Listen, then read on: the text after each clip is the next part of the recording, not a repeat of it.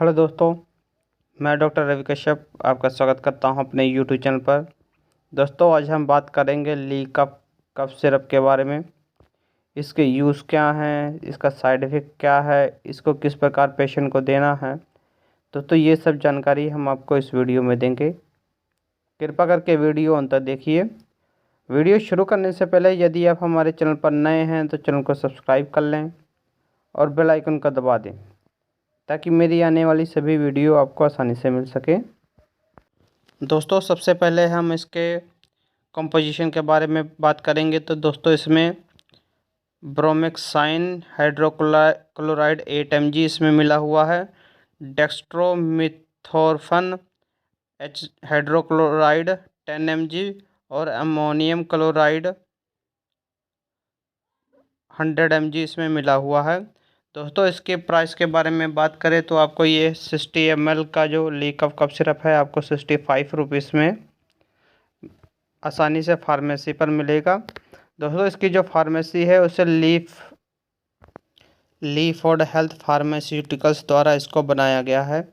दोस्तों, अब इसके इस्तेमाल के बारे में बात करते हैं। तो इस ली कफ सिरप को बच्चों को दिया जाता है। यदि बच्चों को आपके जुखाम है तब आप इस कफ सिरप को आप बच्चे को दे सकते हैं गर्म पानी के साथ। यदि आपके बच्चे को खांसी है तब भी आप इस कफ सिरप का इस्तेमाल अपने बच्चों को खांसी ख़त्म करने के लिए इसको दे सकते हैं।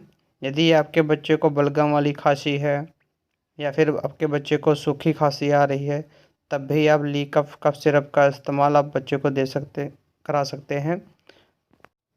यदि आपके बच्चे को जकड़न है, सांस लेने में दिक्कत हो रही है तब भी आप ली कफ सिरप का इस्तेमाल आप अपने बच्चे को जकड़न और बच्चे के सांस लेने की दिक्कत में भी आप इसका कफ सिरप का इस्तेमाल कर सकते हैं।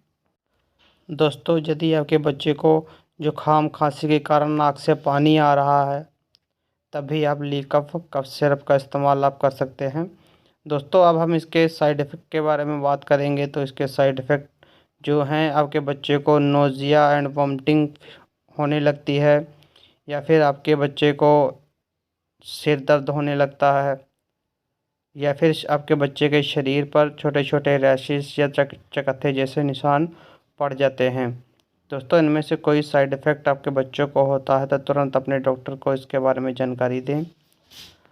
और इसके अलावा कोई और भी साइड इफ़ेक्ट आपके बच्चे को होते हैं तब भी आप अपने डॉक्टर को इसके बारे में बताएं। दोस्तों, अब हम इस कफ सिरप के डोज के बारे में बात करते हैं। तो इस कफ सिरप के आप अपने डॉक्टर और फार्मासिस्ट द्वारा ही इस डोज जो है वो सेट करवाएं कि आपके बच्चे की एज क्या है, कंडीशन क्या है, उसके अकॉर्डिंग ही इसका डोज अपने बच्चे को दें। वैसे इसका नॉर्मल डोज जो है वो 1 साल से लेकर 2 साल के बच्चे को आप 5-5 ml 2 टाइम गर्म पानी के साथ हल्के आप दे सकते हैं। वीडियो को अंत तक देखने के लिए आपका धन्यवाद।